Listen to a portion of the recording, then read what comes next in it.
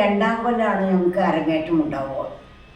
ഈ അരങ്ങേറ്റത്തിന് ശേഷമാണ് കുട്ടികളെ പുറത്ത് പ്രോഗ്രാമിന് അറ്റൻഡ് ചെയ്യിക്കുള്ളൂ. അപ്പോൾ അങ്ങനെ ഒരു കാലഘട്ടം 1963 ലഡാക്ക് പരിപാടി ഉണ്ടായിരുന്നു.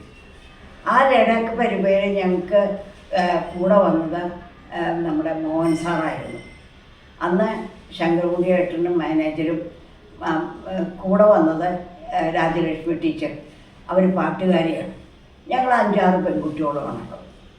പക്ഷേ ഈ തണുപ്പ് കാലമായതുകൊണ്ട് മഞ്ഞ് വന്ന് വീണതുകൊണ്ട് റോഡ് മുഴുവൻ ബ്ലോക്കായി.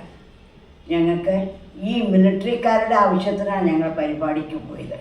മിലിറ്ററി ഷെഡിൽ കിടക്കേണ്ടി വന്നു.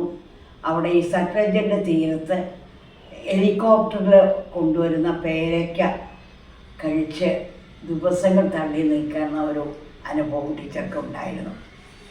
ഇന്നത്തെ കാലത്ത് അത് നടക്കുമോ, അത് മുന്നോട്ട് കൊണ്ടുപോകാൻ സാധിക്കുമോ എന്ന് എനിക്കറിയില്ല.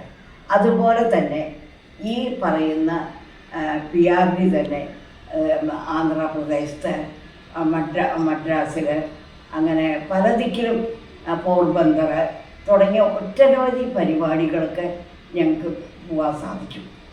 ഈ പറയുന്ന സമയത്തായിരുന്നു പത്മ സുബ്രഹ്മണ്യത്തിന് എനിക്ക് കാണാനുള്ളൊരു ഭാഗ്യം കിട്ടിയത്. പത്മ സുബ്രഹ്മണ്യൻ എൻ്റെ മോഹിനിയാട്ടം കണ്ടിട്ട് എന്നോട് ചോദിച്ചു, നീങ്ക എപ്പിടിയാനാൽ എന്നോട് ഗുരു ആയിട്ട് വരണം, എനിക്ക് മോഹിനിയാട്ടം കത്തി കൊടുക്കണം, എനിക്ക് ரொம்ப ആശை മോഹിനിയാട്ടം പഠിക്കുന്നതൊക്കെ എന്നൊരു വാക്ക് എന്നോട് പറയണ്ടായി.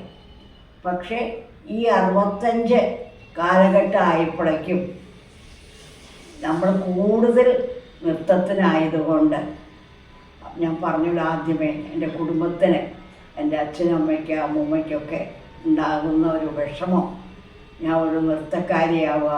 അതേമാതിരി ചെമ്മീൻ സിനിമയിൽ അഭിനയിക്കാൻ വിളിച്ചു. എൻ്റെ കൂടെ പഠിച്ചവരെല്ലാവരും അതിൽ രാമു കരിയാട്ട് വന്ന് ബഹദൂറും കൂടിയാണ് നമ്മുടെ കലാമണത്തിൽ വന്നത്. ആ സമയത്ത് എനിക്ക് പെർമിഷൻ ഉണ്ടായില്ല, എനിക്ക് സിനിമയിൽ ചേരാനും പറ്റില്ല. അപ്പോൾ അങ്ങനെ ഒരു വിഷമം അന്ന് സിനിമയിൽ ചേർന്നിരുന്നെങ്കിൽ എന്ന് തോന്നിയിരുന്നു. അന്ന് അമ്മയും അച്ഛനും ബഹുമാനിക്കുന്ന കൂട്ടത്തിലായതുകൊണ്ട് ഞാൻ ചേർന്നിട്ടുണ്ടായിരുന്നു. ഞാൻ ഇതുവരെ പറഞ്ഞത് 64 വരെയുള്ള കലാമണ്ഡലത്തിൻ്റെ വിവരങ്ങളാണ്. ഏകദേശം ഒരുപാട് കഥകൾ പറയാൻ ഉണ്ടെങ്കിലും ഭാരതപ്പുഴയിൽ കുളിച്ചതും ഞങ്ങളെ ആലിബാബയും 40 കള്ളന്മാരെന്ന് ടീച്ചറേയും ഞങ്ങളെ സംബോധന ചെയ്ത് ഒട്ടനവധി തമാശ കഥകൾ പറയാനുണ്ട്. എങ്കിലും 65 ഞാൻ പുറത്തു വന്നു. അത് ദേശീയ കലാകേന്ദ്രം കോട്ടയത്തെ ഒരു ഇൻസ്റ്റിറ്റ്യൂട്ടിലെ ഭരതനാട്യം ഇൻസ്ട്രക്ടറായിട്ട് 1 കൊല്ലം ഞാനവിടെ ഡാൻസ് ടീച്ചറായിട്ട് പ്രാക്ടീസ് ചെയ്തു. അതിനുശേഷം ഞാൻ വെള്ളത്തോൾ ബാലകൃഷ്ണകുറുപ്പ് മൂത്ത മകനാണ്. അദ്ദേഹത്തിൻ്റെ റിക്വസ്റ്റ് പ്രകാരം നമ്മുടെ വെള്ളത്തോളിൻ്റെ മരുമകനായ ശേഖരമേൻ്റെ മകനായ വിശ്വനാഥമേനനെ വിവാഹം കഴിക്കാനുള്ളൊരു ഭാഗ്യം എനിക്ക് കിട്ടി. കാരണം വലിയൊരു കലാ കുടുംബത്തിലേക്കാണ് എന്നെ കല്യാണം കഴിപ്പിച്ച് കൊണ്ടുപോയത്. എൻ്റെ കല എത്രത്തോളം മുന്നോട്ട് കൊണ്ടുപോകാൻ എനിക്ക് സപ്പോർട്ട് കിട്ടി എന്നുള്ളതാണ് അതിൽ ആ കല്യാണം കൊണ്ട് ഞാൻ ഉദ്ദേശിച്ചത്.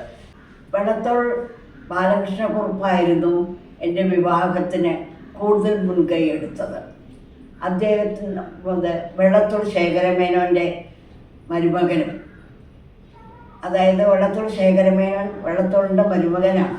അദ്ദേഹത്തിൻ്റെ മകനും ഈ തൃക്കടീരിയിലെ ഒറ്റപ്പാലത്തെ കുന്നത്തുപത്താഴപ്പുഴയിലെ ജാനകിയമ്മയുടെ മൂത്ത മകനായ വിശ്വനാഥ മേനോനാണ് എന്നെ വിവാഹം കഴിക്കാൻ ആലോചിച്ചത്.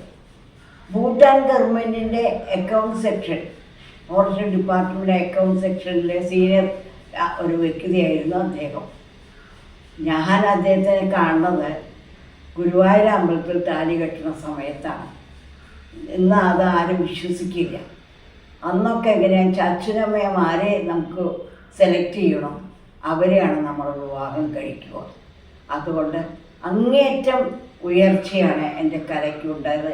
ഒരു കലാജീവിതം മുന്നോട്ട് കൊണ്ടുപോകേണ്ടത് എങ്ങനെയാണെന്ന് ആ കലാകുടുംബത്തിന് അറിയാമായിരുന്നു.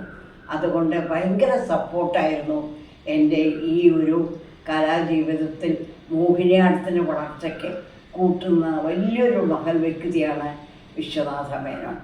സോമൻ എന്നറിയപ്പെടുന്ന ഒരു പേര് കൂടി അദ്ദേഹത്തിനുണ്ട്. അദ്ദേഹം ഭൂട്ടാൻ ഗവൺമെൻറ്റിൻ്റെ വലിയ പ്രിയങ്കരനായ വലിയൊരു ഉദ്യോഗസ്ഥനായിരുന്നു. പക്ഷേ അദ്ദേഹം 1970 വരെ ഭൂട്ടാനിൽ ജോലി ചെയ്തുള്ളൂ. അതിന് കാരണം 1970 ഞാൻ ജവഹർ ബാലഭവനിലെ തിരുവനന്തപുരത്തുള്ള ജവഹർ ബാലഭവനിലെ ഭരതനാട്യം ഇൻസ്ട്രക്ടറായി ചാർജ് എടുത്തു എന്നതാണ് കാരണം.